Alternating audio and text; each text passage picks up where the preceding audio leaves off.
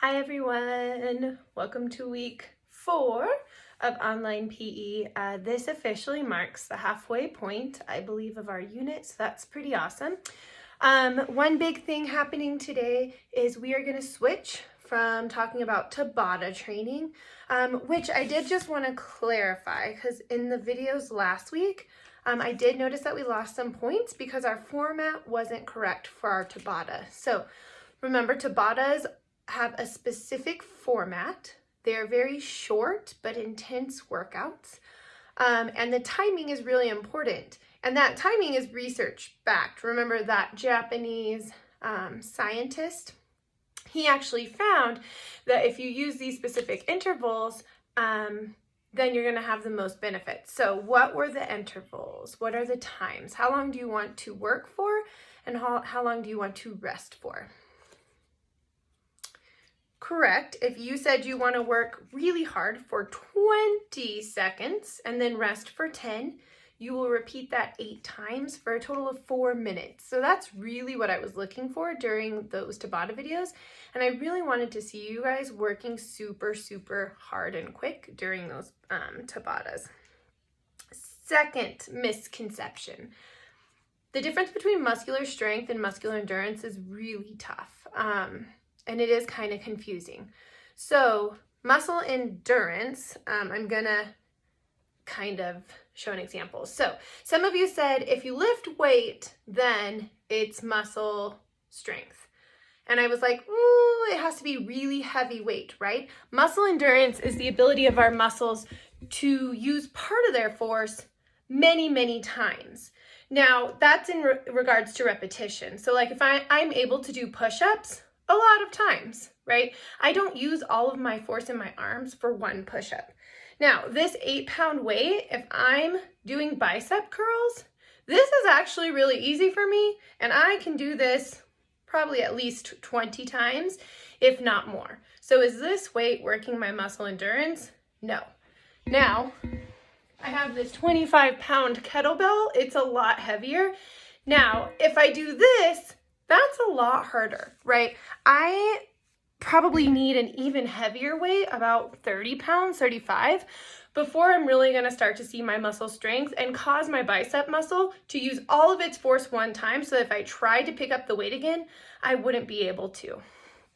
Plank was a tricky one, but I decided that if you held plank for as long as you could, that you would be using all of your muscle strength in that one long go, that could be counted as muscle strength. Lastly, we got cardiovascular endurance and muscular endurance confused. So those, actually, if you get to the science of it, your body is using 2 separate types of energy sources. In cardiovascular endurance, remember your heart rate is getting really heavy, your breathing is getting really heavy, your heart rate's getting higher, sorry. That's because it's aerobic, right? So we need the oxygen in our blood to fuel our muscles. In muscle endurance, it's actually anaerobic, and our muscles need energy faster, and they can't get it from oxygen, so they get it from glucose or sugar. So running is actually not muscle endurance. Running, which gets you out of breath, and you can do for 20 minutes or longer, is going to be cardiovascular endurance. One way I remember is I think about, okay, if I'm doing the exercise, do I get out of breath? If I do, and I can do it for a long period of time, I know it's cardiovascular. If I don't get out of breath, but I stop, like when I'm doing push-ups, I stop because my arms start burning, then I know that I'm actually working muscle endurance. And yes, I can do a lot of push-ups, but no, I definitely can't do them for 20 minutes straight. I don't think any of us can. Just as a reminder, I still see some people skipping some things. Always complete the group check-in, which is you doing your own slide on the assignment on Google Classroom. Then you're going to open up the lesson document that contains all of the rest of the things. Please watch the lesson video. I made a giant button this week so you couldn't miss it. Daily challenge this week is to get in the squat position and hold a squat and have a staring contest with someone in your family. Winner gets to choose the exercise and the amount of exercises that you do. So that's going to be fun. And we kind of are wrapping up our Tabata. We will revisit it once or twice in the future. But we are really going to start focusing now on what's a circuit workout and what are the components of a circuit workout. And soon you'll be creating your own circuit workout.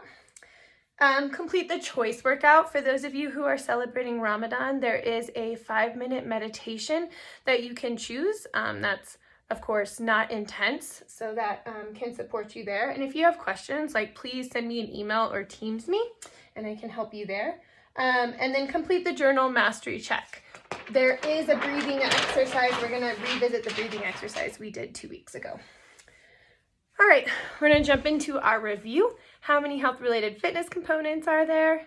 If you're looking behind me, you are right. There are 5. See if you can name them. We've gone over 4. Today, we're going over the last one. So on day 1, we talked about cardiovascular endurance and flexibility.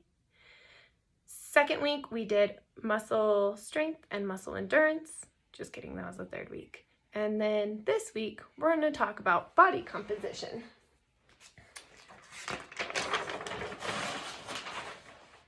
We already reviewed Tabata training, so we're good there. So again, I'm just going to go over it one more time because it's really important. You need to know it for the last formative. Cardiovascular endurance is your body's ability to deliver oxygen to working muscles while exercising. So remember that oxygen is really the energy that your muscles are using. Your heart and your lungs are working hard. That's why you get out of breath. That's why your heart rate goes really high. It usually uses your whole body or large muscle groups, and you can do it for at least 30 minutes. Running, swimming, bike riding, jump roping, climbing stairs, skiing, playing basketball, playing soccer. Then we talked about flexibility, which is your muscles and joints' ability to move their full range of motion. So during the splits, yoga involves a lot of flexibility, touching your toes or doing the hamstring stretch. Then we went into our 2, they're kind of like brothers, I guess, muscle strength. So remember, muscle strength is like me lifting this heavy weight, and it's so heavy I can barely lift it one time and then I can't do it again. So all my muscles recruit all of the force that they can get that one time. So it's one effort, full force. So an example, squat with heavy weight, broad jumping forward as far as you can. Some of you had some really good examples that I was really impressed with too, that of course right now while I'm on video can't think of, but that's okay. Then we have muscle endurance, and yes, endurance means a lot of times, but in this case it doesn't necessarily mean I can do it for 20 minutes, but it means repetitions. So I can do things repeatedly. So it's the muscle's ability to exert force, and not their full force either, just a part of their force, repeatedly for an extended amount of time. So example, body weight squats, push-ups, all of those things.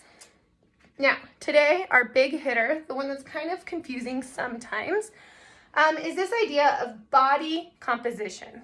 What's it called? Body composition. Nice. And body composition is really your body's ratio. It means we're comparing 2 things. So when you have a ratio, you're comparing 2 things, seeing how much you have of one and how much you have of the other. And it's the ratio of lean mass to fat. Lean mass to fat.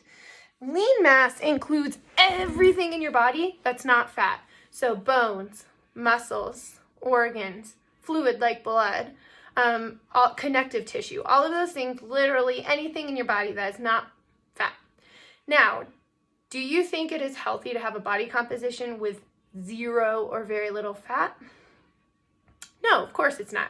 Fat is one of the 3 main energy sources that your body uses to live and to function daily.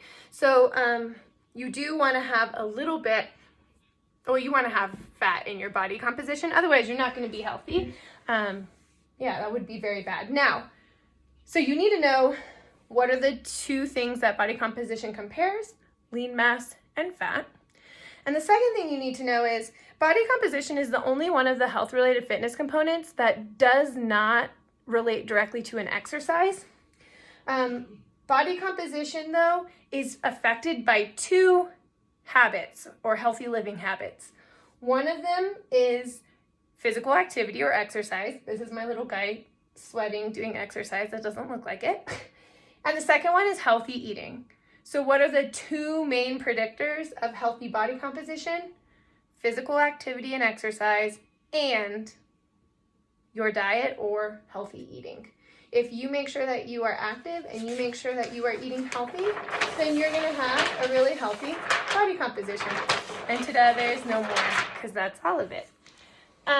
Wait, I must have skipped a page. I did. That's a bummer. I did it last week. Okay, last thing. I knew there was something else. We're going to go into circuit training. So Tabatas were really short, quick, high intensity.